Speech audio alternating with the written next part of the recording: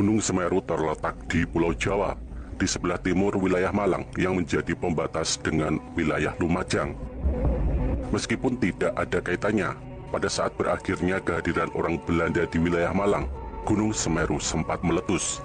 Hal ini termuat dalam surat kabar De Indische Courant pada 8 Oktober tahun 1941. Mungkin letusan ini dapat diartikan sebagai peringatan bahwa orang Belanda harus kembali ke negaranya di Eropa, karena orang Belanda di kawasan tersebut kurang diterima.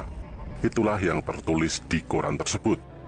Nama Semeru telah ditabalkan sebagai nama jalan di beberapa kota, termasuk kota Malang.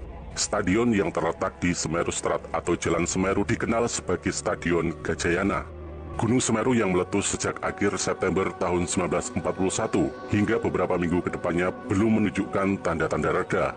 Gunung ini masih terus meluncurkan lava ke sungai-sungai di lerengnya. Asap kawah Semeru yang terus membubung ke langit seakan mengingatkan kita bahwa gunung ini masih aktif.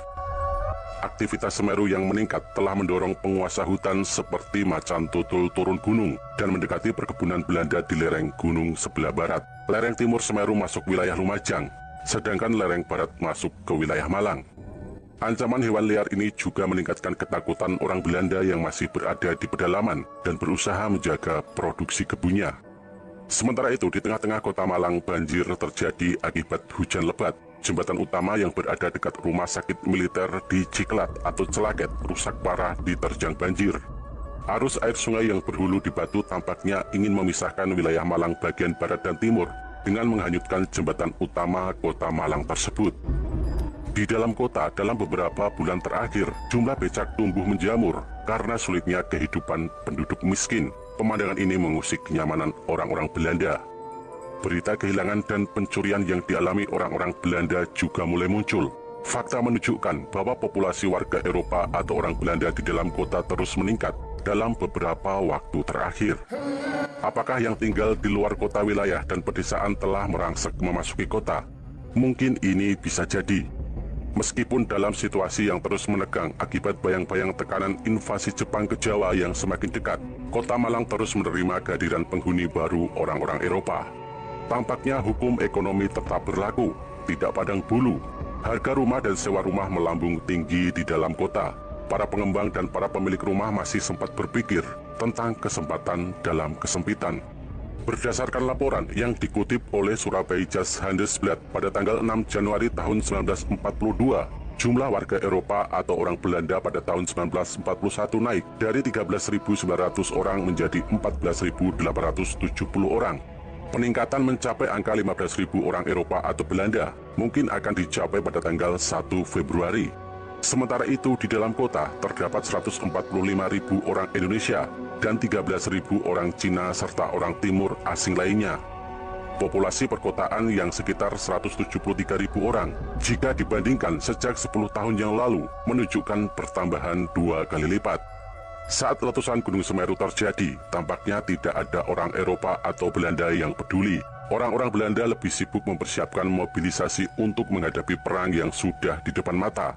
Mereka melakukan persiapan dengan menggali lubang untuk berlindung jika terjadi serangan udara dan membeli pasir dari hasil erupsi Gunung Bromo dan Gunung Semeru untuk mengatasi kebakaran. Kecemasan orang-orang Belanda terlihat makin menjadi-jadi ketika terdengar kabar gerak maju Angkatan Udara Jepang yang terus memasuki wilayah Hindia Belanda. Malang pernah menerima serangan bangsa lain seratusan tahun sebelumnya, namun ancaman kali ini sangat berbeda. Ketika pasukan Inggris memasuki Malang pada tahun 1811, tidak ada ketakutan pada diri orang-orang Belanda.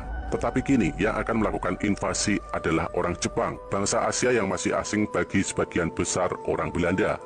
Orang-orang pribumi di Malang yang tidak terlalu kebelanda-belandaan tampaknya lebih tenang dan hanya mengkhawatirkan keselamatan pribadi mereka dan keluarga jika terjadi serangan udara. Ada anggapan bahwa Jepang tidak memusuhi mereka. Orang Cina agak khawatir karena pendudukan Jepang atas Manchuria. Namun kedua kelompok itu sama-sama memiliki kekhawatiran terhadap potensi kecelakaan dari serangan udara yang bisa jatuh di pekarangan rumah mereka. Orang Belanda hanya berharap ada bantuan dari orang pribumi yang pernah atau masih sebagai pejabat atau pegawai pemerintah. Mereka yang disebut terakhir ini sudah barang tentu tidak bisa menolak.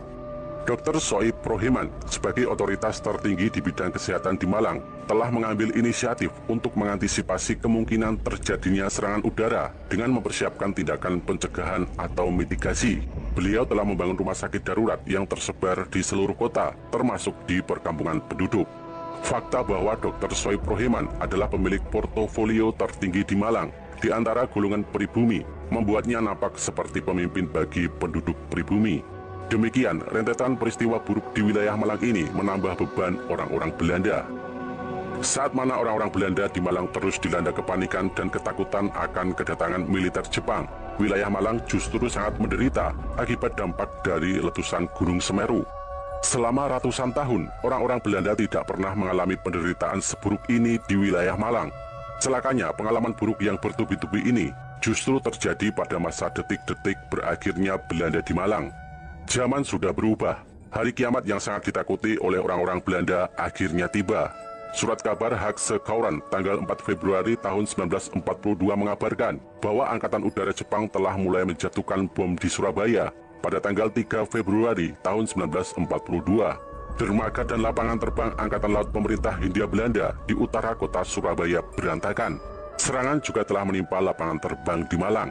Lapangan terbang sebagai area vital untuk misi evakuasi sudah hancur dan tidak bisa digunakan. Praktis, orang-orang Eropa atau orang Belanda di Malang dan Surabaya hanya tergantung pada kapal laut. Tentu saja ini sangat beresiko karena akan mudah menjadi sasaran pesawat pembom Jepang yang terus mengintai.